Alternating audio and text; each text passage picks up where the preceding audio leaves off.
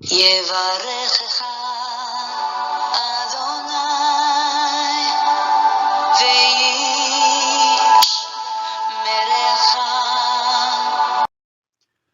예바레크카 아도나이 베이시메레카. 사랑하는 성도 여러분, 오늘 하루도 전지전능하신 임마누엘의 하나님께서 여러분에게 복을 주시고 여러분을 안전하게 지켜주시기를 축복합니다. 아멘. 할렐루야. 오늘도 우리 코에 어김없이 생명의 호흡을 불어넣어 주셔서 우리의 생명을 연장시켜 주신 여호와 하나님, 우리 아버지를 성축합니다. 죄와 허물로 죽었던 우리를 구원하시고자 이 땅에 오셔서 십자가에서 처참히 죽어주시고 부활하심으로 우리의 구원을 완성하여 주신 예수 그리스도 그 존귀하신 이름을 찬양합니다. 우리 안에서 오늘도 열심으로 일하시며 예수 그리스도의 아름다운 그 형상으로 우리를 다듬어 가시는 성령님의 그 놀라운 은혜와 은총을 찬양합니다. 오늘 1.189 성경 장별 강의 182번째 시간입니다. 오늘은 신명기 29장 말씀을 함께 공부하도록 하겠습니다. 오늘 제목의 말씀은 모압 평지에서의 언약 갱신. 자, 다시 말해서 이 모압 언약이라 이렇게 표현합니다. 자, 모압 언약. 그래서 신명기 29장의 제목은 모압 언약입니다.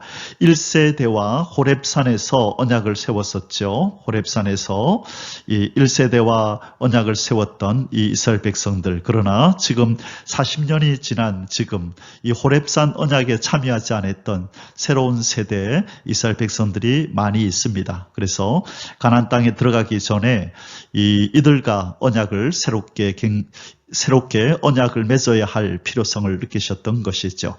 자, 28장 우리 어저께 장에서는 하나님의 복과 저주가 하나님의 말씀에 순종하느냐 하지 않느냐에 달려 있다라고 어저께 길게 말씀을 우리가 나눴습니다. 그래서 이제 오늘 29장에서는 이 새로운 세대에게 새 언약을 이렇게 맺으시면서 이 가나안 땅에 들어가면 반드시 이 언약을 지키며 살라고 말씀합니다.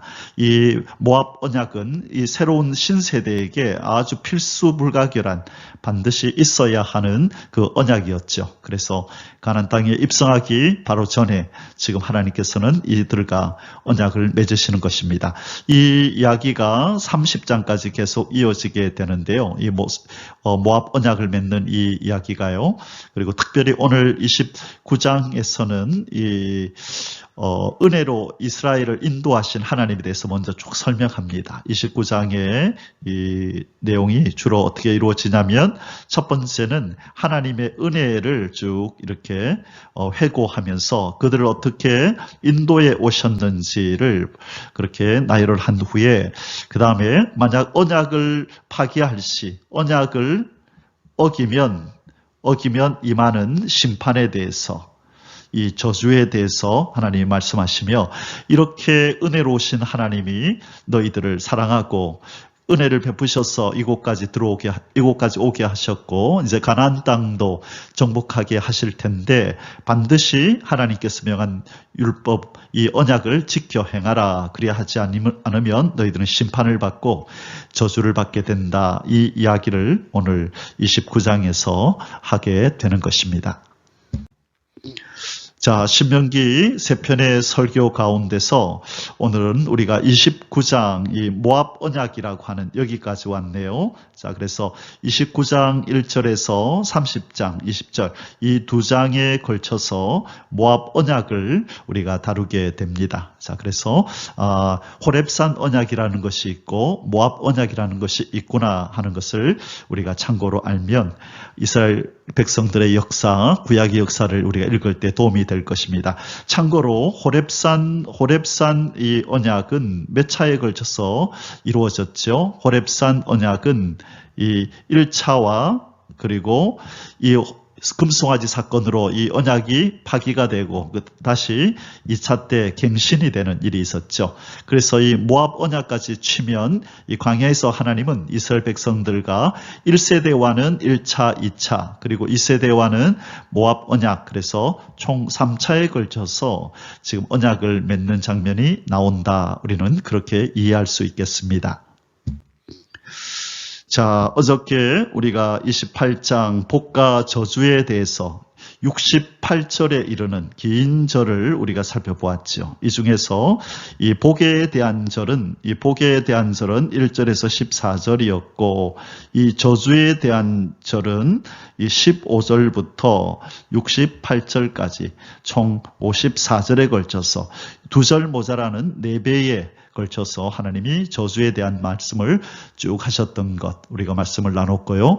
왜 하나님이 복보다 이 저주에 대한 이야기를 많이 하시면서 이스라엘에게 경고하시는지, 바로 그 이유, 곧 인간의 죄악상의 심각함, 이 하나님의 말씀으로 이 경고하지 않으면 언제든지 이 죄악이 발현되어서 하나님 앞에 이 불순종을 자행하게 될 것을 아시고 하나님이 아주 엄중한 경고를 이 저주의 내용들을 통하여 하셨다. 우리가 어저께 이 말씀을 상고했습니다. 자, 오늘 드디어 29장 이제 모압 언약을 맺는 이스라엘 백성들에 대한 이야기가 이제 시작이 됩니다. 자, 30장까지 이어진다고 말씀드렸죠. 자, 오늘 그래서 29장 모압 언약에 대해서 살펴보겠습니다. 신명기 29장의 주제 구절은 14절에서 15절입니다. 내가 이 언약과 맹세를 너희에게만 세우는 것이 아니라 오늘 우리 하나님 여호와 앞에서 우리와 함께 여기 서 있는 자와 오늘 우리와 함께 여기 있지 아니한 자에게까지이니. 자, 지금 우리와 함께 서 있는 자는 이 세대 지금 언약 공동체 이스라엘이다, 그죠? 그리고 여기 있지 아니한 자에게까지는 후손들 후손들 대대로까지 맺는 언약이라는 것이죠. 그래서 이 가나안 땅 들어가기 직전에 지금 2세대 이스라엘 백성들과 이 언약을 맺으시는 무슨 언약요? 모압 언약, 모압 형제서 맺는다 해서 모압 언약이라고 하는데, 이 모압 언약은 지금 당대 2세대 사람들과만 맺는 것이 아니라 대대 후손, 그들의 후손들과도 맺은 것이다. 이대로 실천하면 비록 이 자리에 없었던 자라 할지라도 이대로 언약대로 실천하면 복을 받고 이 하나님의 말씀에 불순종하면 저주를 받게 된다. 이 원리가 계속해서 이어지게 될 것이다. 그 말씀을 하는 것입니다. 자, 이 하나님께서 맺으셨던 이 언약이 이제 신약에 와서 예수 그리스도를 통하여 새 언약으로 오늘날 우리 성도와 맺어지게 되죠. 그래서 하나님의 언약은 예나 지금이나 이 하나님의 말씀에 순종하면 복을 받고 불순종하면 저주를 받고 심판을 받는다는 이 영적 원리는 같지만, 바로 우리는 이 모세가 바로 이 구약의 하나님과 이스라엘 사이의 중보자였다면 우리 주 예수 그리스도가 이제는 새 언약의 중보자로서 하나님과 우리 사이에서 언약을 체결해 주셨습니다. 그분의 피로 우리는 언약을 맺었고, 그분이 율법을 다 지키심으로 우리는 하나님 앞에 율법을 다 지킨 자로서의 의인의 모습으로 하나님 앞에 지금 서 있게 된 것입니다. 자, 우리가 오늘 이 언약에 대해서 공부하면서 우리 주님께서 우리를 위하여 행하여 주신 구속의 역사, 예수님 때문에 하나님과 우리가 맺게 된 새 언약도 함께 우리가 상기하면서 이 말씀을 공부할 수 있기를 원합니다. 오늘 우리가 공부하게 될 신명기 29장의 소주제들은 아래와 같습니다.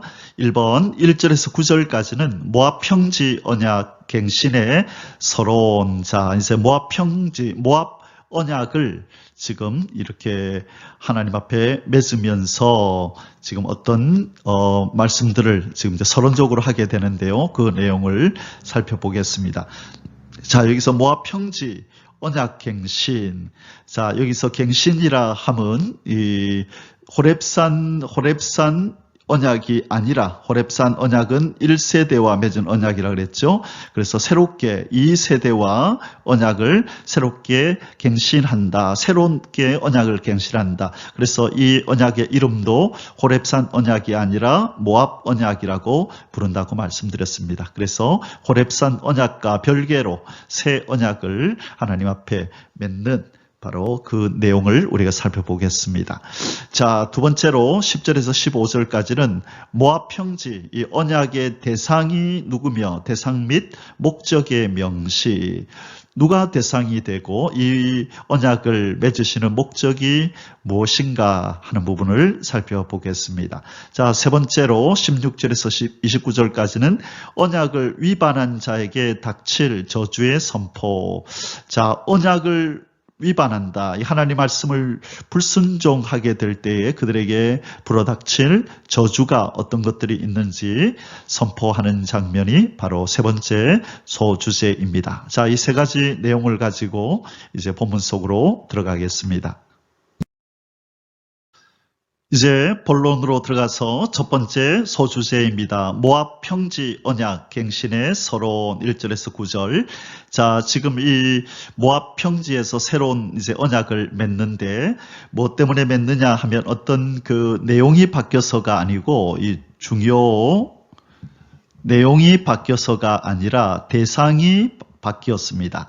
대상이 바뀜. 자, 이 대상이 바뀌었기 때문에 바로 하나님께서 언약을 다시 맺는 것입니다. 그래서 이것은 이 호렙산 언약이 아니라 모압 언약 또는 모압 평지 언약이라 부른다. 그렇게 말씀드렸습니다. 1절에서 9절 살펴보겠습니다.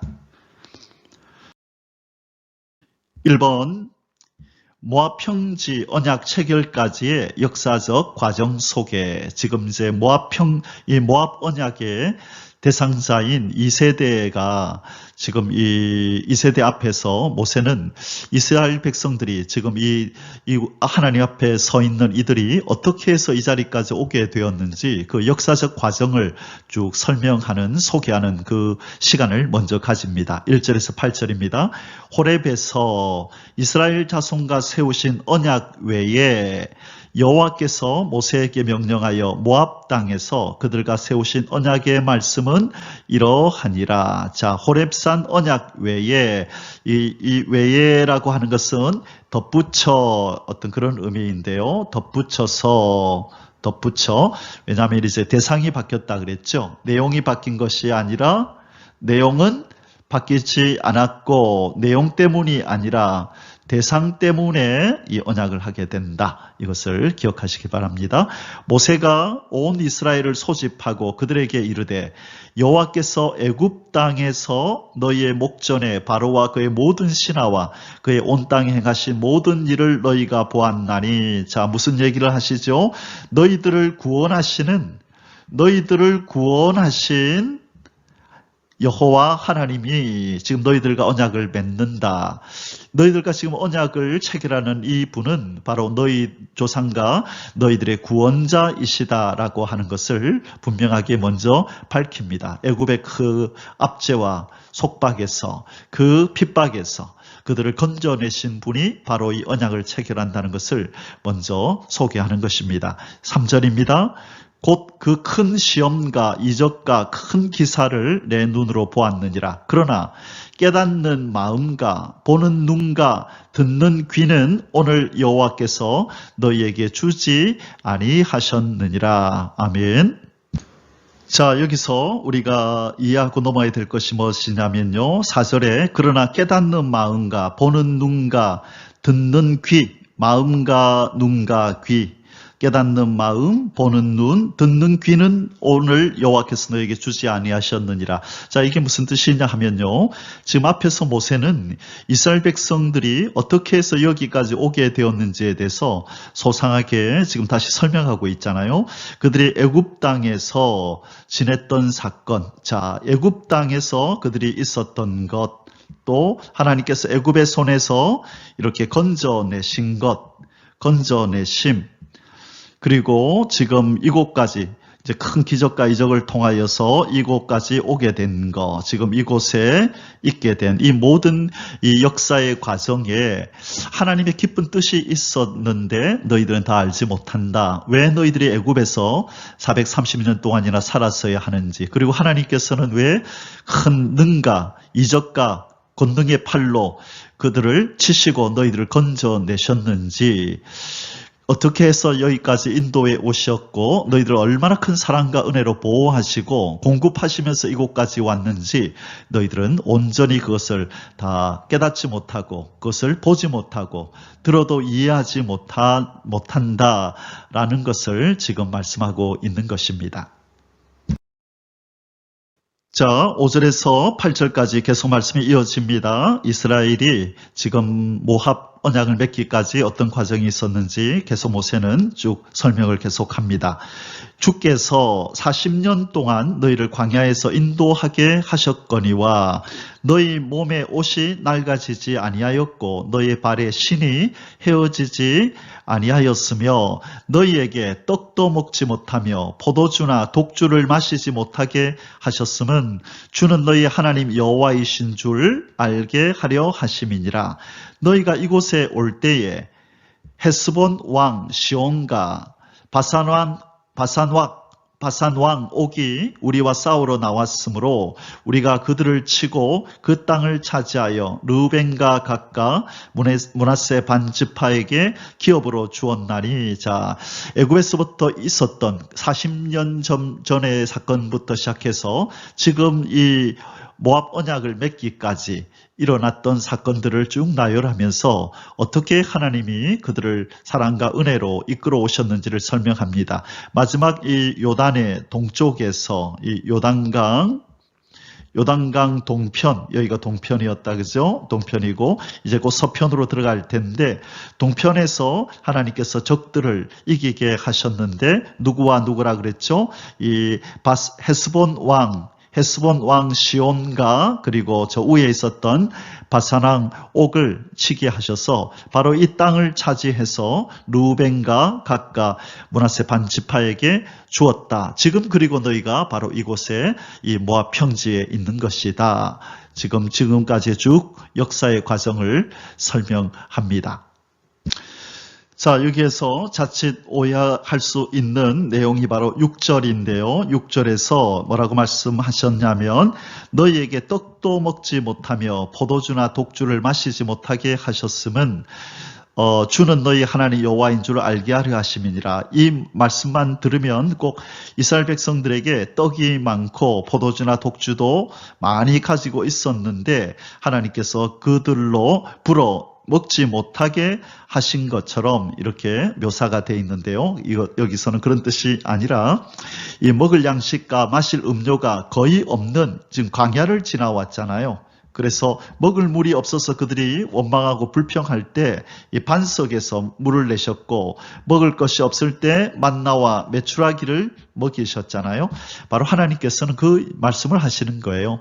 너희들이 먹을 수도 있었음에도 불구하고 내가 못 먹게 하고 내가 준 것이 아니라 너희들이 지나온 그 땅은 먹을 것 마실 것이 없는 척박하기 그지없는 그 광야였었는데 내가 이 모든 것을 공급하며 너희가 이곳까지 왔다라고 하는 것을 강조하면서 지금 말씀하시는 내용입니다.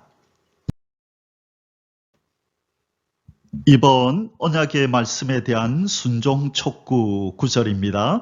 그런즉 너희는 이 언약의 말씀을 지켜 행하라. 그리하면 너희가 하는 모든 일이 형통하리라. 이스라엘 백성의 이 형통하고 번영하고 이 전쟁에서 승리하는 이런 삶의 전반에 걸쳐서 형통하게 되는 이 모든 일들이 뭐와 직결되어 있다고요? 여호와의 말씀에 순종하고 그 말씀을 지켜 행하는 것에 달려 있다는 것이죠. 이것이 바로 일반 세상에 하나님 없이 살아가는 인생들과 언약의 백성인 하나님의 사람들이 살아가는 이 방식의 차이점입니다. 우리의 성공과 우리의 형통과 승리는 다 어디에 좌우된다? 하나님의 말씀에 순종하는 삶을 사느냐 그렇지 않느냐. 자, 여기서 우리가 하나님 말씀에 순종한다는 것은 우리는 100% 온전히 완전하게 순종하며 살 수 없는 인생이죠. 우리의 삶 속에 허물도 있고 죄도 있고 악한 것들이 그렇게 나타날 때가 있죠. 여기서 말씀하시는 건 뭡니까? 우리의 삶의 방향을, 우리의 이 갈망을, 우리의 소망과 희망을 어디다가 두라는 거죠?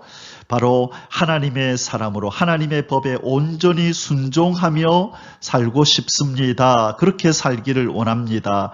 라는 이 방향과 갈망을 가지고 늘 경건의 연습을 하며 은혜의 수단에 우리를 맡기고 말씀과 기도와 또 예배와 찬양과 또 전도하는 일, 이렇게 은혜를 받을 수 있는 일에 우리가 정진하며 이 하나님 말씀에 온전히 순종하는 자로 우리가 변해가기를 힘쓰는 그런 방향성을 가지고 살아가는 그 삶을 요구하신다는 거예요. 이 길을 걸어갈 때 때로는 허물지고 죄되고 악한 그런 모습들이 우리 속에서 나타나고 쓰러지고 넘어지겠지만, 그러나 회개하고 일어나서 또 그 방향을 향하여 뚜벅뚜벅 걸어가는 그 진리의 정로를 걷기를 원하는 그 방향성 있는 삶을 하나님이 언약의 백성들에게 요구하신다는 것입니다. 우리가 쓰러지고 넘어지는 한이 있더라도 오뚜기처럼 또 일어나서 하나님이 오라 하시는 그 방향을 향하여 끊임없이 뚜벅뚜벅 걸어가는 저와 여러분의 삶이 되시기를 주님의 이름으로 축복합니다. 아멘.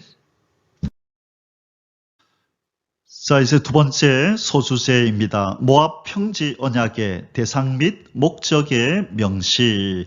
자, 모압 평지 언약, 모압 언약을 맺으시는 그 대상자, 상대자는 누구이며 이 언약을 체결하는 목적이 무엇인가에 대해서 분명하게 명시해 주는 내용입니다. 10절에서 15절입니다. 1번 모압 평지 언약의 1차적 대상. 자, 1차적으로 누가 여기에 속하느냐, 대상자가 누구냐. 10절에서 11절.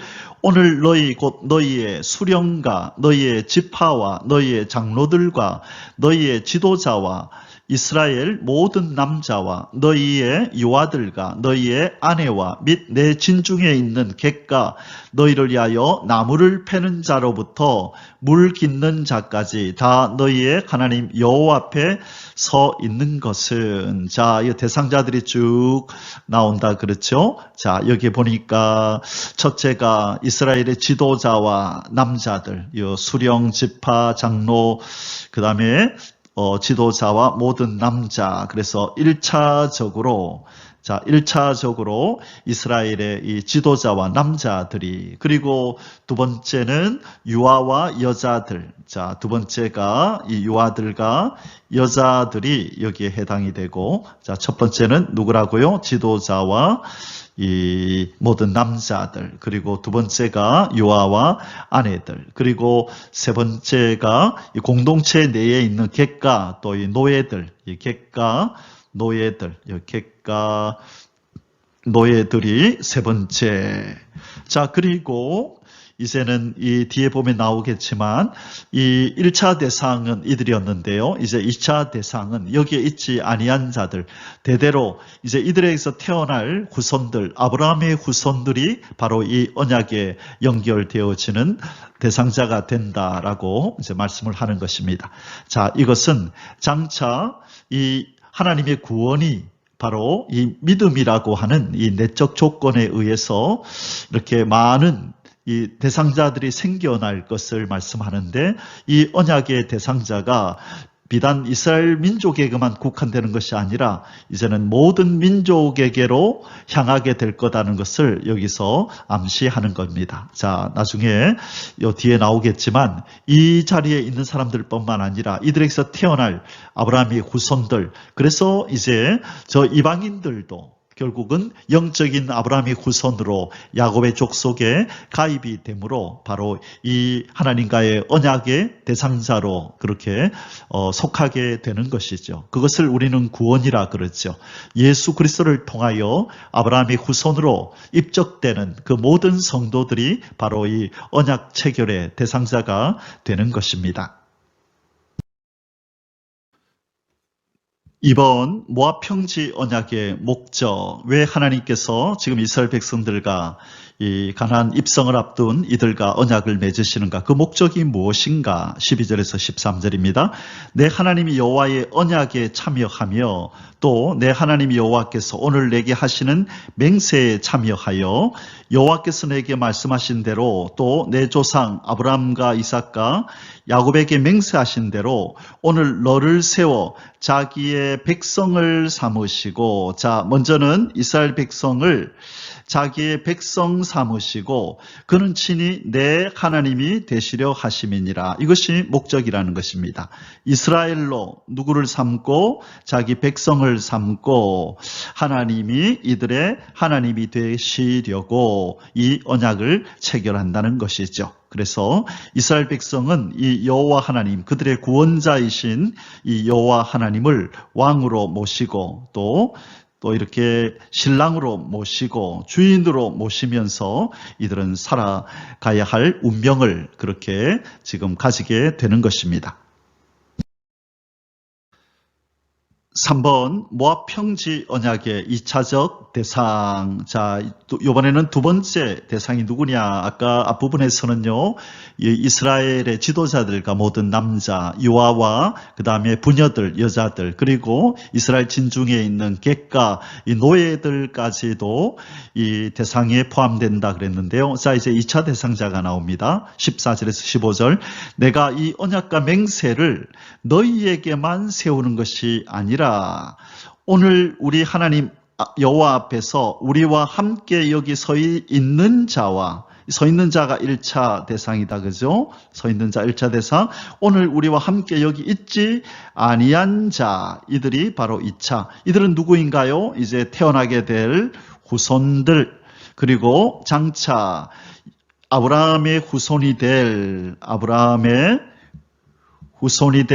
영적 이스라엘 사람들, 바로 이방인들이 예수 그리스도를 통하여 영적인 아브라함의 후손들이 되잖아요. 바로 이들까지도 다 포함을 한다. 대신에 이제 우리와 하나님이 맺으시는 언약은 바로 아브라함의 후손 예수 그리스도를 통하여 새 언약을 맺고 하나님의 언약의 공동체 안으로 들어가게 되는 것이죠.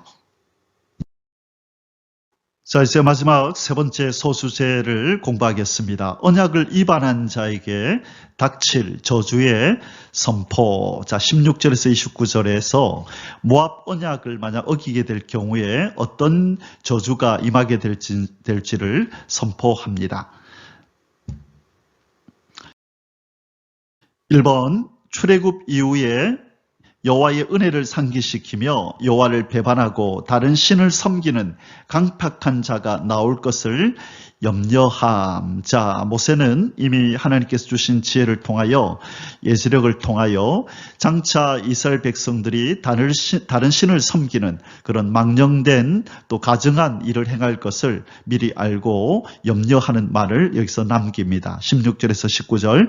우리가 애굽 땅에서 살았던 것과 너희가 여러 나라를 통과한 것을 너희가 알며 너희가 또 그들 중에 있는 가증한 것과 목석과 은금의 우상을 보았느니라. 너희 중에 남자나 여자나 가족이나 집하나 오늘 그 마음이 우리 하나님 여호와를 떠나서 그 모든 민족의 신들에게 가서 섬길까 염려하며 독초와 쑥의 뿌리가 너희 중에 생겨서 이 저주의 말을 듣고도 심중에 스스로 복을 빌어 이르기를 내가 내 마음이 완악하여 젖은 것과 마른 것이 멸망할지라도 내게는 평안이 있으리라 할까 함이라. 자, 여기서 우리가 잠시 살펴볼 내용은 바로 19절입니다. 이 저주의 말을 듣고도, 자, 여기서 말하는 이 저주의 말이라고 하는 것은 바로 앞장에서 나왔던 이 신명기 28장의 저 뒷부분의 말씀이죠. 뒷부분에 우리 15절부터 68절까지의 저주의 내용이 쭉 이어졌었잖아요. 그죠? 그래서 바로 그 부분을 얘기하는 것입니다. 장작 54절에 걸쳐서 이 54절에 걸쳐서 하나님께서 말씀하셨던 그 저주의 내용들을 여기서 말씀하시는데, 그들이 이 말을 듣고도 그들이 생각하기를 뭐라고 생각하냐면 내가 내 마음이 완악하여 젖은 것과 마른 것이 멸망할지라도, 좀 처음 듣는 표현이죠. 이것은 이제 신학자들이 추측하기를 이것은 그냥 고대 근동의 하나의 속담으로서 이 세상이 이 세상에 있을 수 없는 일이 일어나더라도 이런 의미 정도로 보고 있습니다. 이것이 정확하게 무엇을 의미하는지는 우리는 정확하게는 알 수는 없지만 아마 그런 속담일 것이다. 고대 근동에 있었던 어떤 속담, 우리의 눈에 흙이 들어가도 이런 거 있죠. 절대로 이런 일이 없을 거다. 이런 뜻으로 이 세상에 있을 수 없는 일이 일어난다 할지라도 내게는 평안이 있으리라. 걱정 안 해. 나는 반드시 나는 평안할 거야. 하나님이 어찌하든지 간에 나는 평안할 수 있어. 이런 마음을 가지고 자기들의 어떤 힘으로 평강을 얻을 수 있다라고 생각하는 아주 이 착오적인 낙관론을 가지고 있다는 거예요. 지금 모세는 무슨 얘기를 하죠? 결코 그런 일이 없다. 너희들이 아무리 애쓰고 평안을 누리려 해봐도 하나님의 법을 어긴다면 하나님께서 신명기 28장에서 말씀한 이 저주가 너희들에게 임하는 것을 너희들이 막을 수 없고 피할 수 없다라고 하는 것을 말씀하며 엄중하게 지금 이 제2세대 이 백성들에게 경고하고 있는 내용입니다. 이번 여호와를 버리고 우상을 섬기는 자에게는 반드시 저주가 임할 것을 경고함. 20절에서 21절. 여호와는 이런 자를 사하지 않으실 뿐 아니라 우상을 섬기는 자요 그 위에 여호와의 분노와 질투의 불을 부으시며 또 이 책에 기록된 모든 저주를 그에게 더하실 것이라. 계속해서 이 책에 기록된 모든 저주란 말이 나오죠. 신명기 28장 15절에서 68절까지 이 저주의 말들을 지금 의미하는 것입니다. 여호와께서 그의 이름을 천하에서 지어버리시되 여호와께서 곧 이스라엘 모든 지파 중에서 그를 구별하시고 이 율법책에 기록된 모든 언약의 저주대로 그에게 화를 더하시리라. 우상을 숭배하여서 하나님의 분노와 질투의 불을 야기시키고 유발시키는 자는 반드시 이 책에 기록된 저주가 그에게 임하여 그는 화를 당하고 천하에서 지워버림을 당할 것이다. 무시무시한 경고를 지금 하고 계신 것입니다. 바로 이 운명에 처한 자들이 누구였나요? 우리 죄인들이었죠. 죄인들이 이 무시무시한 하나님의 경고를 어긴 자죠. 네가 선악과를 따먹는 날에는 정령 죽으리라. 정령 죽으리라 하시는 이 하나님의 이 저주에 대한 경고를 그냥 쉽게 받아 넘겼던 이 아담과 하와는 죄를 범하고 이 하나님의 저주가 임하여서 하나님의 진노 아래 있는 바로 그런 저주받은 인생들이 된 것이죠. 바로 이곳에서 예수 그리스도를 통하여 우리를 건져주신 사랑의 하나님이십니다. 할렐루야. 3번, 저주의 처절한 강도가 비유적으로 제시됨. 하나님께서 그들에게 부으실 이 저주가, 그 강도가 얼마나 세고 심각할지를 지금 모세가 비유적으로 지금 설명을 하는 것입니다. 너희들에게 임할 저주가 얼마나 심각할지 아느냐라고 지금 하면서 비유적으로 이런 얘기를 합니다. 22절에서 28절. 너희 뒤에 일어나는 너희의 자손과 멀리서 오는 객이 그 땅의 재앙과 여호와께서 그 땅에 유행시키시는 질병을 보며 이렇게 우상을 섬기고 하나님이 가증히 여기는 죄악을 범한 자에게 그 땅에 임하는 것이 뭐라고요? 재앙과 질병이 임할 건데 멀리서 객이 이것들을 보면서 이렇게 말할 거라는 거예요. 그 온 땅이 유황이 되며 소금이 되며 또 불에 타서 심지도 못하며 결실함도 없으며 거기에는 아무 풀도 나지 아니함이 옛적에 여호와께서 진노와 격분으로 멸하신 소돔과 고모라와 아드마와 스보임의 무너짐과 같음을 보고 물을 것이요. 여기에서 우리는 이 소돔과 고모라가 유황불에 그래 탔던 것을 아는데 이 아드마와 스보임이라는 것은 도대체 무슨 어디지? 라고 좀 의아하게 여겨질 것입니다. 하나님께서 소돔과 고모라를 유황불로 멸하실 때에 이 두 도시만 하나님이 멸하신 것이 아니라 그 주변에 있는 도시들, 바로 또 소돔과 고모라의 죄악상이 그렇게 함께 관영에 있던 도시들도 하나님께서 멸하셨다라고 말씀하셨는데, 지금 우리는 창세기 19장에서는요, 바로 소돔과 고모라만 나오니까 우리는 이 다른 도시들이 이렇게 유황불에 탔다는 것을 우리는 잘 몰랐죠. 그런데 어디에 보면 이 내용이 나오냐면 에레미야서 49장 18절 그리고 50장 40절에 보면 어떤 표현이 나오냐면 소돔과 고모라와 그 이웃 성읍들의 멸망과 같이, 자, 소돔과 고모라가 나올 뿐만 아니라 뭐라고 나오냐면 그 이웃들의 멸망과 같이, 이웃들의 멸망이라는 표현이 나옵니다.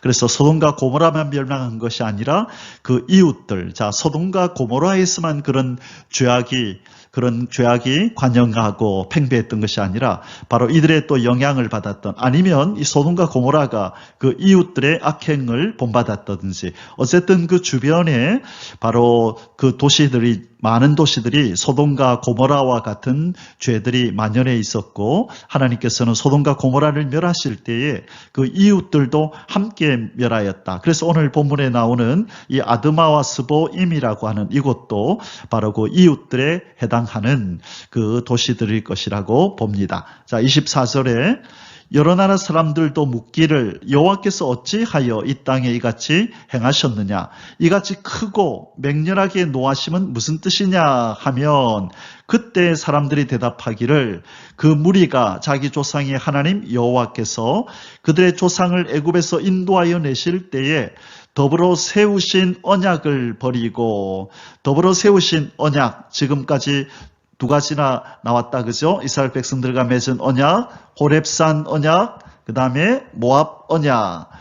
자, 이 언약을 버리고 가서 자기들이 알지도 못하고 여호와께서 그들에게 주시지도 아니한 다른 신들을 따라가서 그들을 섬기고 절한 까닭이라. 자, 이방 사람들이 이렇게 조소하며 비웃고 그렇게 이들을 향하여 이런 식으로 말을 할 거라는 것입니다. 저들이 저렇게 저주받으면 하나님, 그들을 구원하신 여호와 하나님, 그들의 신을 버리고 다른 신들을 섬겼기 때문일 것이다 라고 이렇게 말을 할 거다. 그러니 너희들 명심해라. 반드시 너희들이 다른 신을 섬기면 다른 사람들에게 조석거리가 될 것이다. 명심하라 라고 하나님은 이 언약을 맺는 이스라엘 백성들에게 지금 강조하고 계십니다.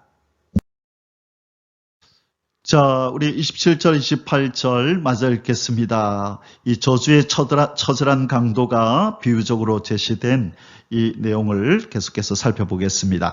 이러므로 여호와께서 이 땅에 진노하사 이 책에 기록된 모든 저주대로 재앙을 내리시고, 여호와께서 또 진노와 격분과 크게 통한하심으로 그들을 이 땅에서 뽑아내사 다른 나라에 내던지심이 오늘과 같다 하리라. 자, 이것이 나중에 이스라엘 백성이, 북이스라엘이 아수르의 멸망을 당하고 남유다가 바벨론의 멸망을 당한 후에 주변의 이방 나라 사람들이 이렇게 그들을 향하여 평가할 것이다 라고 모세는 지금 말을 하고 있는 것입니다. 4번, 여호와의 언약 율법에 대한 순종의 당위성을 강조함. 자, 여호와의 언약, 이 언약을 맺는 매개체로서 이 율법의 말씀을 선포하고 이것을 순종하라 그랬습니다. 이것이 이 이스라엘 백성, 하나님의 언약 백성이라면 당연히 순종을 해야 한 말씀이죠. 이것을 강조하고 있는 것입니다. 29절, 감추어진 일은 우리 하나님 여호와께 속하였거니와 나타난 일은 영원히 우리와 우리 자손에게 속하였나니 이는 우리에게 율법의 모든 말씀을 행하게 하심이니라. 자, 여기에서요 감추어진 일이라는 표현을 썼죠. 이전에 개역 한글 성경에서는 오묘한 일이라 이런 표현을 썼습니다. 오묘한 일은 우리 하나님 여호와께 속하였거니와, 이것은 무슨 말이냐면 이 오묘한 일이란 인간에게 알려지지 않는 비밀스러운 하나님의 섭리를 의미하죠. 하나님의 비밀스러운 섭리, 하나님의 계획과 그 계획을 이렇게 이루어 가시는 하나님 놀라운 역사를 말하는 거죠. 그 일은 오묘한 일입니다. 우리 인간이 다 이해할 수 없는 일이죠. 왜 하나님 그러셨어요? 우리가 물어도 우리가 이해할 수 없는, 그러나 장차 이후에 우리가 알게 될 하나님의 그 그림을 그리시는 그 하나님의 그 손길은 너무나 그 그림이 커서 인간의 이 지력으로서는 다 측량할 수가 없는 것이죠. 그래서 하나님이 행하시는 그 오묘한 일, 그 신비스러운 일, 그 감추어진 일은 하나님께만 속했기 때문에 인간이 헤아릴 수 없다, 그 말입니다. 그러나 여기 보면 나타난 일 그랬죠. 이 나타난 일은 하나님이 모세를 통하여 말씀하신 것, 말씀으로 나타내시고 또 이적으로 나타내시고 또 하나님의 현현, 하나님의 임재를 이스라엘 백성들 가운데 드러내셨다, 그죠? 이런 것들은 이스라엘 백성이 보고 들었다는 것이죠. 이것들 이렇게 하나님이 보여주신 것은 왜 그러느냐? 이 율법의 모든 말씀을 이스라엘 백성들이 듣고 실천하게 하기 위함이었다는 것이죠. 감히 그 어떤 민족이, 어떤 이방인이 하나님의 말씀을 받았고 하나님의 이적과 기적을 경험하고 나타나시는 하나님의 현현, 그 호렙산에서 나타나시고 뿐만 아니라 구름기둥, 불기둥으로 나타나시고 여러 차례 이스라엘 백성 앞에 그분의 임재를 드러내셨는데 감히 어떤 누가 이런 하나님의 은혜를 받았느냐? 바로 너희들 말고는 없다. 왜 하나님이 너희들에게 이런 은혜를 베풀었느냐? 바로 하나님의 말씀에 순종하는 그런 백성이 되라는 기대하심을 가지고 있기 때문이다 라고 말씀하고 있는 것입니다. 자, 사랑하는 성도 여러분, 하나님은 하나님의 백성들이 하나님의 말씀에 순종함으로 하나님 사랑을 표현하기를 원하십니다. 이것이 언약 백성의 의무요, 도리요, 또 나아가서 사명인 줄 믿습니다. 아멘. 사랑하는 성도 여러분, 이제 신명기 29장의 결론을 맺겠습니다. 오늘 결론의 말씀은요, 신명기 29장 4절 말씀입니다. 이 깨닫는 마음과 보는 눈, 그리고 듣는 귀의 중요성, 마음과 깨닫는 마음, 보는 눈, 그리고 듣는 귀가 얼마나 중요한지 이스라엘 백성들은 바로 이 세 가지가 없었다고 말씀합니다. 29장 4절이었죠. 그러나 깨닫는 마음과 보는 눈과 듣는 귀는 오늘 여호와께서 너희에게 주지 아니하셨느니라. 자, 이스라엘 백성들은 하나님께서 왜 그들의 조상들을 애굽에 보내었는지, 왜 거기서 430년이라는 긴 세월을 보내야 했는지, 왜 이방인의 손에 그렇게 긴 세월 동안 압제를 당하며 고통의 나날을 보내야 했는지, 그리고 하나님께서 나타나셔서 10가지 재앙으로 그들을 건지시고 홍해를 가르시고 만나와 메추라기와 반석의 물로 그들을 먹이시고 또 이 적들을 무찌르시며 그들을 보호하시고 구름기둥 불기둥으로 인도하셔서 이곳까지 오게 한 그 모든 하나님의 섭리와 그 계획을 그들은 다 헤아리지 못했다는 거예요. 깨닫는 마음도 없고 그들은 보면서도 그것이 무엇을 의미하는지 있는 그대로 보는 눈과 들어도 깨닫지 못하고 하는 그 듣지 못하는 귀가 있었다는 겁니다.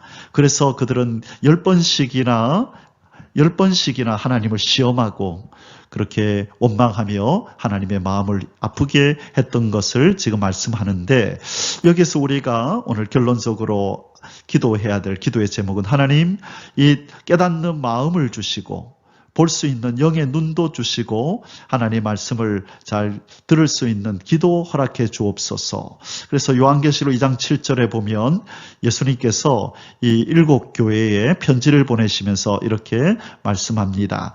귀 있는 자는 성령이 교회들에게 하신 말씀을 들을지어다. 이기는 그에게는 내가 하나님의 낙원에 있는 생명나무의 열매를 주어 먹게 하리라. 자, 이 말씀은 예수님께서 에베소 교회에 하신 말씀이죠. 여러분, 이 사람 중에 특별하게 장애가 있는 사람 말고 귀가 없는 사람이 있습니까? 여기서 귀 있는 자는 들으라 할 때 이것은 육적인 귀를 의미하는 것이 아니고 영적인 귀를 의미합니다.